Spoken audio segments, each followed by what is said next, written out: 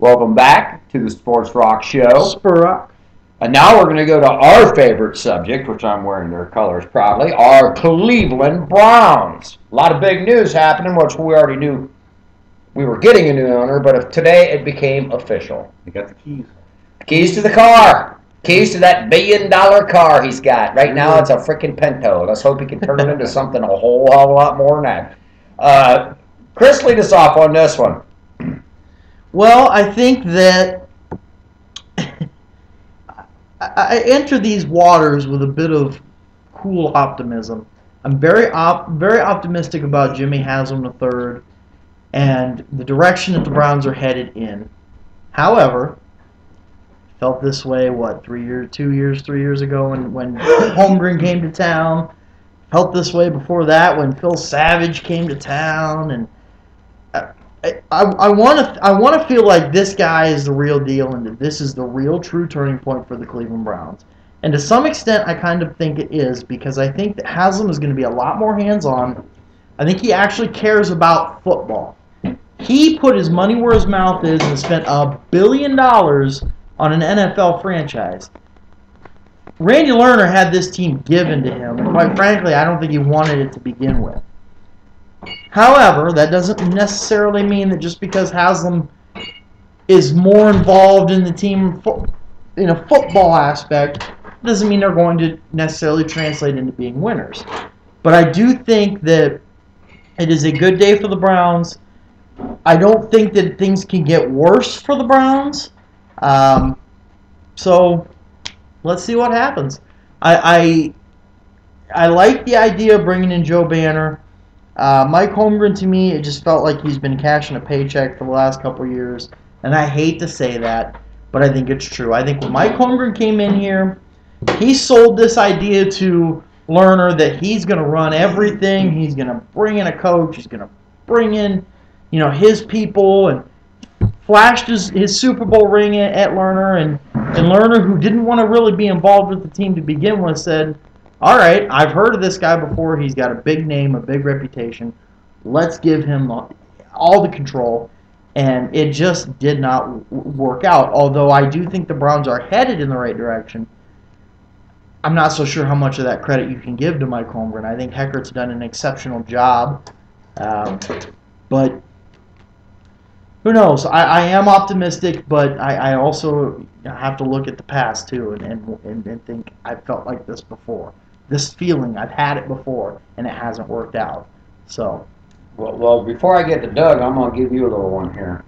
I'm almost 53 years old, and I haven't seen a championship in Cleveland yet. And that's not just by the Browns. That's by anybody.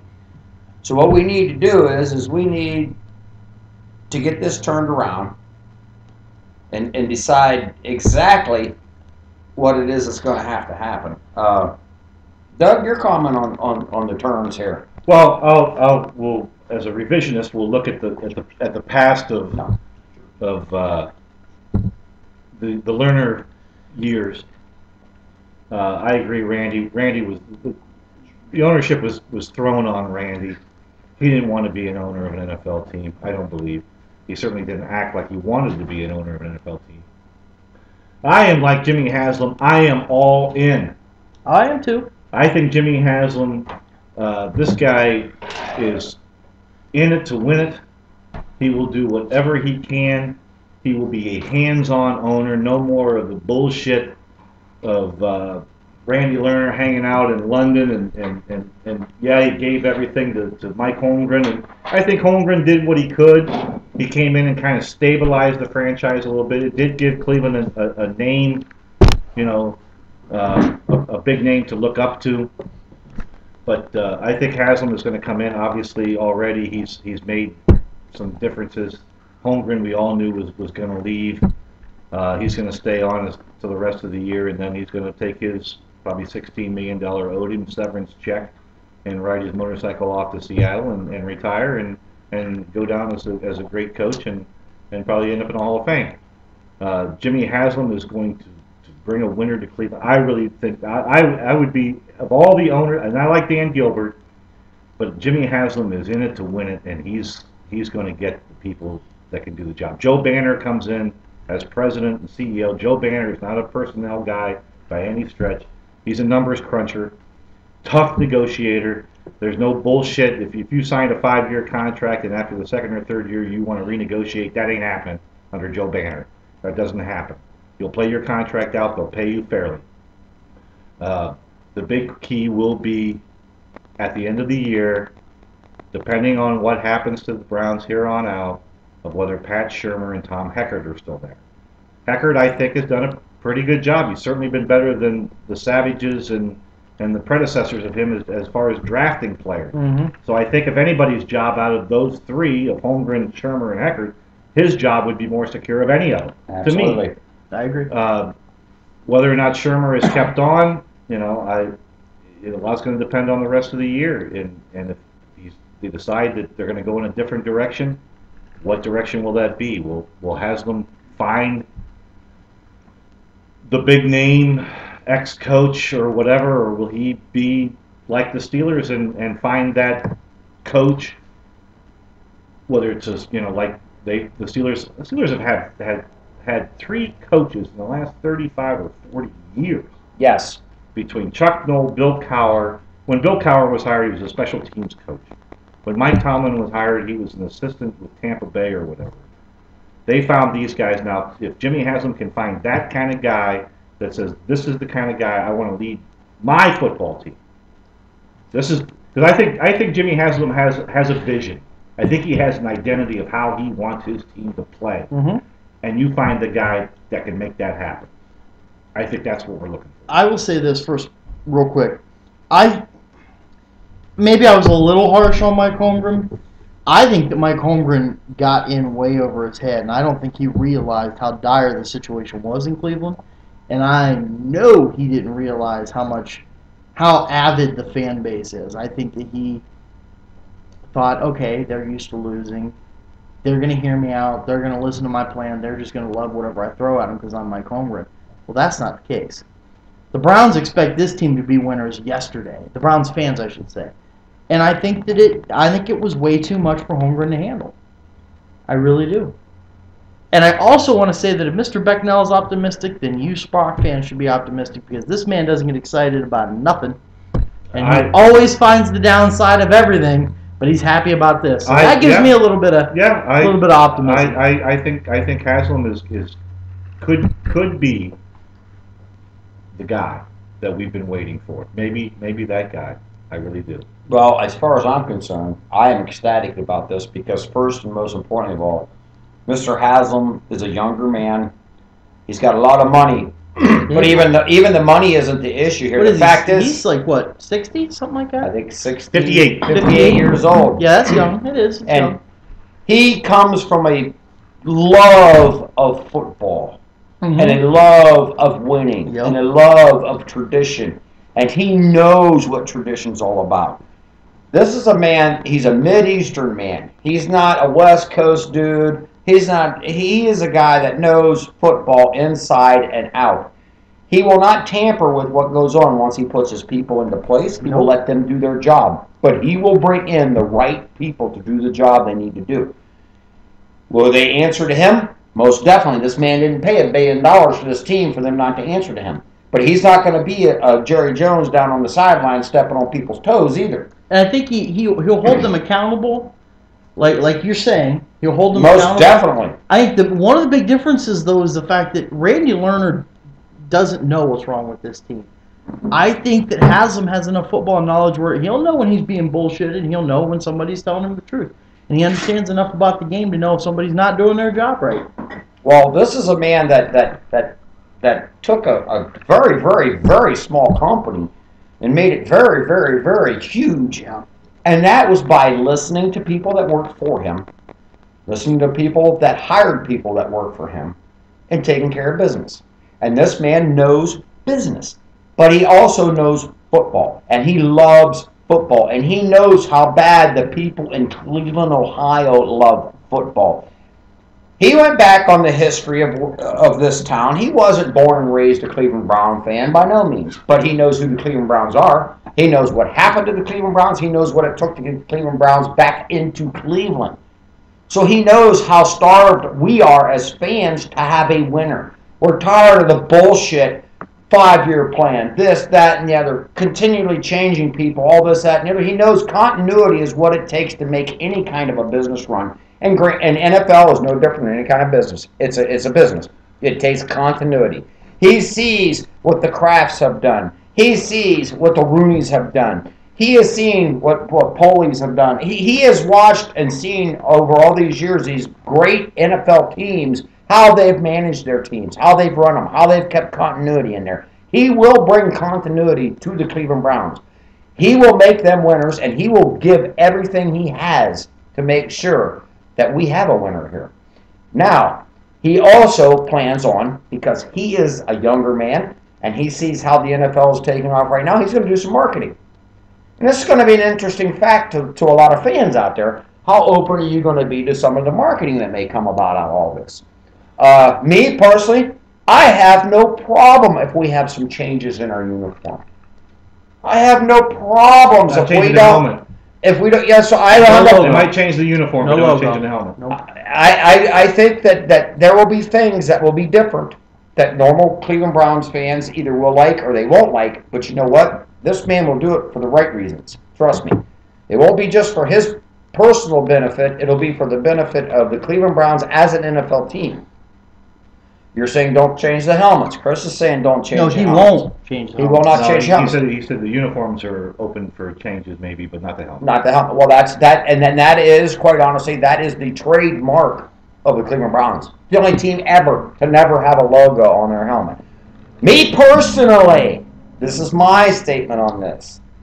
I wouldn't have a problem with a logo. I wouldn't say change the colors of our helmet by no means. No. But I would have no problem having a logo on our helmet if it was classy and it represented this team the way it should. I'd have no problem with that. But I think we do need changes, and this man's going to bring the changes, and I think they're going to be all be for the good. Just keep one thing in mind, though, people. He's not going to do it overnight. We're going to move on. Cincinnati move game, on yes. to the game that we just got our first victory. That was our first victory in what? 12 games? Something like that. 11 games. We had one since November. November 20th of last year. Okay, our first win in 11 games. I was there. Yes. Our lucky Browns had Mr. Becknell was there. Another few of my friends were there. It was like, well, as a matter of fact, I think I told all of them before they went up, if you don't win, don't never go to another game because we already got enough bad luck. If we don't win this one, we're really going to have more bad luck. But they brought us back a winner. Thank you, Mr. Becknell. Thank you, all my friends out there that went. It was to that Whedon's game. 29th birthday, and it was the last game under the Lerner administration. It was the first game, also, in my opinion, that the Cleveland Browns as a whole looked like and played like a legitimate National Football League team. The offense, for the first time in a long time, although I kind of had the sense in the Giants game. Too many 3-and-outs. Yes, but for the first time in a long time, I actually felt like they could drive down the field and put the ball in the end zone They are scoring when more they had points this to. year. And they did. They're averaging 10 more points a game this year than they did last year. 23 points a game. They averaged 13.6 last year. That's incredible. And I think that this offense, it's such a relief, even though their record is 1-5, which is horrendous, don't get me wrong. I feel like now that they actually are moving in the right direction. Whenever I watch them, whenever I watch this offense, they can actually move the ball. Instead of just 3-and-out, 3-and-out, 3-and-out, they'll drive the ball. They might still wind up punting, but they'll at least string some first downs together. They at least look like a team that has life, showed signs of life. And everything came together for them Sunday. Defense, offense, special teams. It all came together for them. They found a way to win, even when you thought maybe they weren't going to. And they were able to finally put the nail in the coffin and finish it out. But that's all fine and dandy for Sunday. And we enjoyed Sunday. And we loved Monday morning. But this is a new week in the NFL. Time to beat the Colts. And if they fall backwards and lose to the Colts, then you're like, oh, shit, that was a nice win, but now we lost again. If they can build on this and beat the Colts, they're certainly a beatable team. Yes. Everybody's been beatable for the Browns. The Browns actually have some games coming up. They're winnable. There's some winnable games if you look at them from the way the teams are playing. Yep. But if they fall back, and don't build on beating Indianapolis and then winning the next week. Seattle, I think. I don't think they play Seattle. No, wait. I know they Who played the Broncos beat last night? San Diego. San Diego. They play San Diego. Then I think after that it might be like Washington or Kansas City. There's a chance to win some games coming up. And they have Pittsburgh twice. Let's show Pittsburgh. Pittsburgh is a really good football team. But I believe you got the Ravens again too. Yeah, the Ravens will be coming up here in a month or so. See, and although they're losing Lewis, they're going to get Suggs back. But the Ravens are they're susceptible. They're susceptible. The Browns should have beat them the first time, and that's going to be a home game. Yep, the Browns should have beat them. Not that playing at home is a big deal for the Browns, right? But it hasn't been. No, but you're a great little drop touchdown away from beating the Ravens, in my opinion, the last time. Well, they've been. They could have beat Philadelphia. Could have beat Cincy the first time. Yeah. So maybe I don't want to say the tide is turning, but I don't want to say it either. I agree. Certainly that'll be, we'll find out this coming Sunday against Indianapolis. But I just feel like, to me, it feels like Trent Richardson and Brandon Weeden are capable of putting this team on their backs, want to put this team on their backs. These guys were perennial winners throughout their entire high school and collegiate careers. Sure, they don't like losing. They don't want to lose. And I think that they both are thinking in the back of their minds, we're not going to let this happen anymore. And I like that. I think that this team has played much better this year than their record indicates. And I think they've looked much more watchable than they did last year. Well, certainly when you score points, it's going to make you a little bit more entertaining. But the guys that they drafted, like you said, Weeden, Richardson, Billy Wynn, who's been a tremendous addition. He was a 6th-round pick. Yes. Yep. John Hughes has played pretty well. Those guys came from winning programs. They played well. I think Weeden has played, pretty decent for a guy that, quite frankly, I don't care if he's 29 years old. He's a rookie in the National Football League that's played only 6 games. Well, that's what some people. Not to interrupt you, but real quickly, that's what people better understand. His age has nothing to do with this. The simple fact is he's a rookie. And I agree. I think he's made some rookie mistakes, definitely. But I think in all, he's the best quarterback we've had since we've come back. I think. He's making throws that we know Colt McCoy can't make. Mm-hmm. There's no question about it. Absolutely. That touchdown pass to Gordon, both this last week and the week before, although the week before they were already down by a good bit. But he threaded the needle between those two defenders late in the game. Colt McCoy, that had been a pick. This last week, he probably would have thrown the ball 5 yards short, or Gordon would have had to stop to catch it and probably would have either been tackled or fell down or whatever. So with Weeden's big arm, we can throw the ball deep. Mm-hmm. And yeah, well, those are tough plays. Those are not high percentage plays by any stretch. But if you can hit one, or at least throw the ball deep, that opens it up a little bit underneath and for the running game. And that was Colt McCoy couldn't throw the ball more than 20 yards down. That was the Montario Hardesty that the Browns have been waiting on since they drafted him. Well, you look and see he had a great game. Trent Richardson took a shot to the roof, but he'll be back. No big deal there. He'll be back. Another person that had a pretty good game in the backfield running for him was Obaniah, which not really. He's a good swing man out of the backfield. They have good talent there. They have some good things to work with. We just got to keep building on this. Draft picks have come out pretty good for us. I love that Cooper kid coming in. We're going to have to call this one for this episode, and we will be back for the next segment on Sports Rock. Sprock. And we will talk more Browns next one, too, believe me.